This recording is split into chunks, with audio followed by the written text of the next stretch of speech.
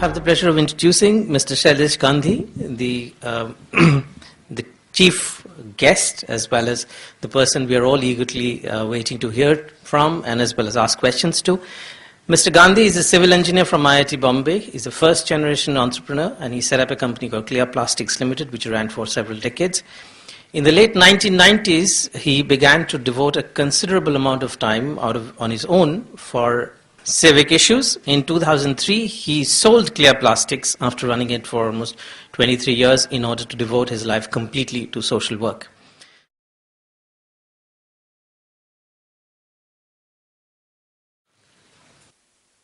Sucheta told me that about 50% of this audience is probably government servants. So there are probably two sides. Government servants, the providers of information, and the other citizens, the seekers of information.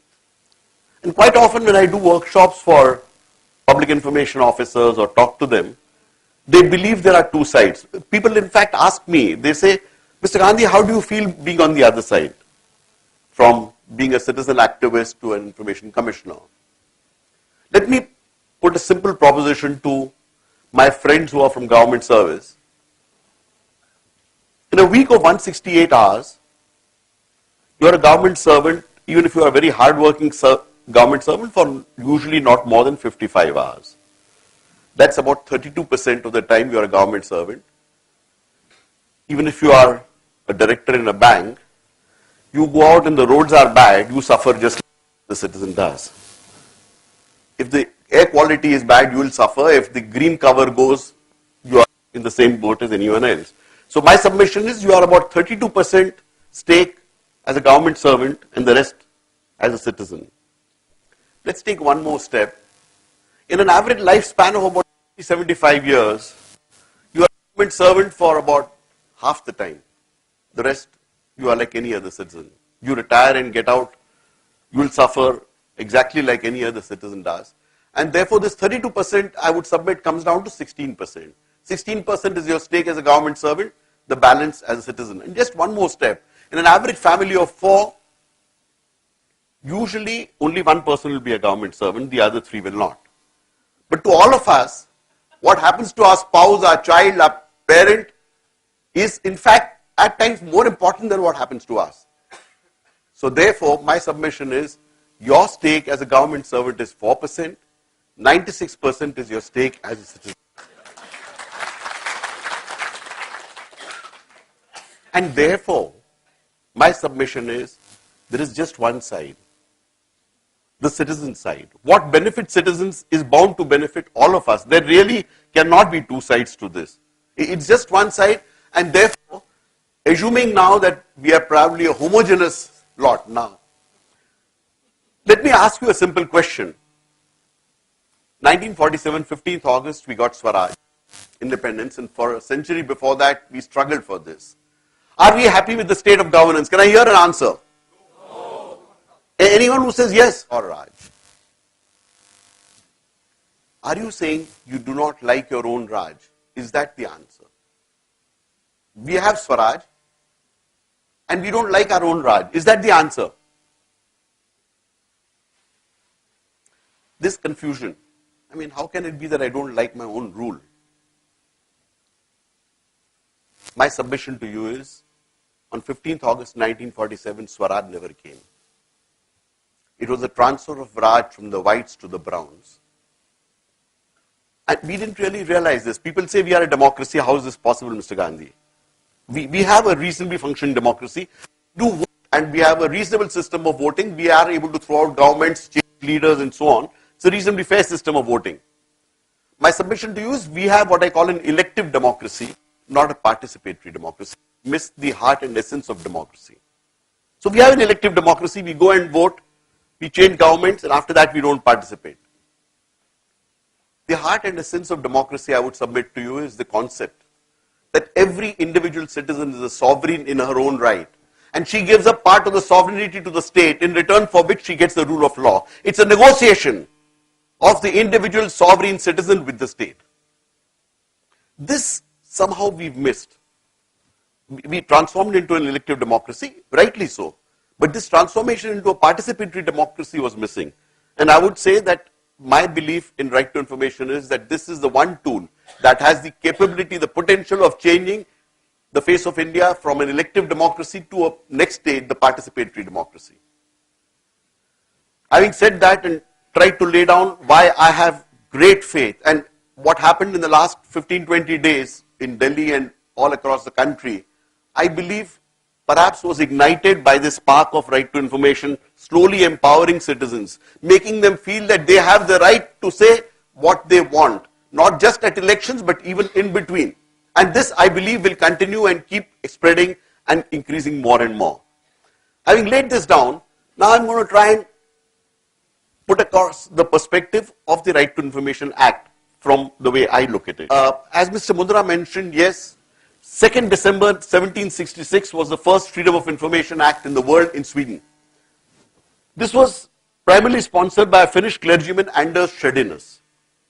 And some people have told me that, Mr. Gandhi, this concept of right to information is all right for developed countries. You know, most of the European countries and United States got its right to Freedom of Information Act in 1966. So people say this is all right for developed countries. For countries like us, this is not appropriate. Let me take you back, sir. 1766. Let's think of what 1766 means. In 1766, most of Europe was backward. India was the Sone ki chidiya.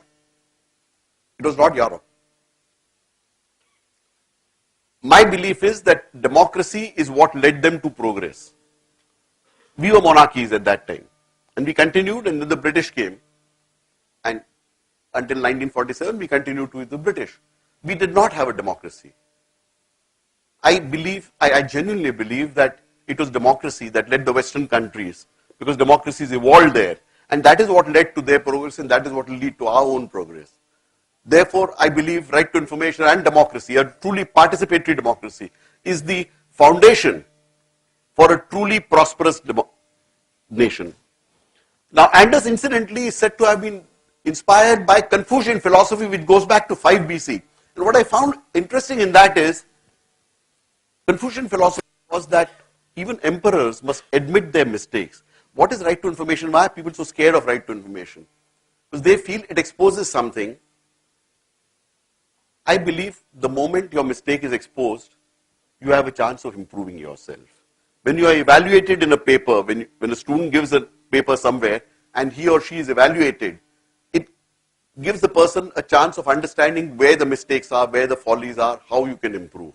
And therefore, as institutions, individuals and nations learn about their mistakes, accept their mistakes, I believe it's a process of improvement which sets in. When you don't admit your mistakes, mistakes will generally be pointed out by others. If I have a black mark here which I have picked up from a wall, I can't see it, but all of you can. And if you can, maybe you will tell me, Mr. Gandhi, you got a black mark here, maybe I can wipe it out. But otherwise, I don't have the chance of doing the preamble. The preamble of the RTI Act. The preamble is the soul of a law. It tells you what this law is all about. What does it say? Whereas the Constitution of India has established democratic republic, and whereas democracy requires an informed citizenry and transparency of information, which are vital to its functioning, and also to contain corruption and to hold governments and their instrumentalities accountable to the governed. And whereas revelation of information in actual practice is likely to conflict with other public interests, including efficient operations of the government, optimum use of limited fiscal resources, and the preservation of confidentiality of sensitive information, and whereas it is necessary to harmonize these conflicting interests while preserving the paramountcy of the democratic ideal. Arguments are made. Some people say we have to harmonize. My submission is the law harmonizes these conflicting interests. A nation lives on law. The rule of law is a negotiation which I believe each individual negotiates and gives part of the sovereignty to the state for. This law has harmonized these conflicting interests. After that, if we believe that there are flaws in the law, we will have to move to amend the law. But so long as this law is there, I think we need to strictly interpret the law in its spirit and letter. Information. Section 2F defines what information means, any record, etc. In very simple terms, I define information as something that exists. It has to exist, then it's information. If it does not exist, it's not information. It's very common for citizens to ask, why have I not been promoted? Why has this not been done? What will you do in future? When will you become corruption free? So on and so forth. This is not information that's available on any record. The PIO is not expected to answer generating his own opinion or giving a clarification of a law. What, in simple terms, in most cases, what you are seeking is information which is available on records. Also, alternately, you can seek a sample of something that's done. That also exists. But you cannot ask for information which is not there. No PIO, I repeat, is expected to generate information or create information under right to information. Public authorities have been defined under section 2H. The critical issue on which there is a lot of discussion and debate and unnecessary litigation, if I may put it, is what is substantial finance. Is one thing that has been in the domain, and people say, well, this is substantial finance, that is people, in fact, just this morning somebody asked me, is a normal cooperative society a public authority? My answer is, a normal public authority is not, a normal cooperative housing society is not a public authority under the RTI Act, unless there is an administrator appointed by the Registrar of Societies, in which case it is under the control of government, of the appropriate government, or there may be some rare society which may be financed by government. I am not aware, but if there is such a society, then of course it's a public authority. However, a major discussion today in the country, and this is a cause of great concern and worry, are the public-private partnerships, the PPPs as they are called. PPPs, by definition, are a partnership of public, that is government, with private enterprises. And most of these usually have a 49% or 50% stake of the government. By definition, they are obviously public authorities. I mean, there can be no doubt about it. Unfortunately, we have what I submit is a dysfunctional judicial system in the country, to which we can trace a lot of our problems. What's happened is, people apply to public-private partnerships saying, please give us information. They say, we are not a public authority, we will not give you information. It comes to the commission. Most of the times, commissions rule that public authority and you will have to give information. They go to the court and get a stay. And as we are aware, in high courts and supreme courts, you can continue to spend at least 2 decades very easily before coming to any conclusion. And this is why, from the Central Commission in January of this year, we wrote to the Planning Commission. We said, please include this clause in your model agreement, saying that the moment you give a public-private partnership, when you sign that agreement, you understand that you are a public authority, because a considerable stake is from the government. And therefore, you will be subject to right to information. Unfortunately, the Planning Commission is not willing to do this.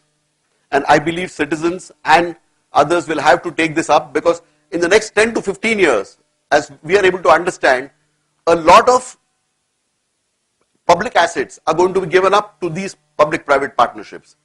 And if these are not open to right to information, then I think in their minds they are decided this is actually privatization, this is not public-private partnership, which is therefore a fraud on the country.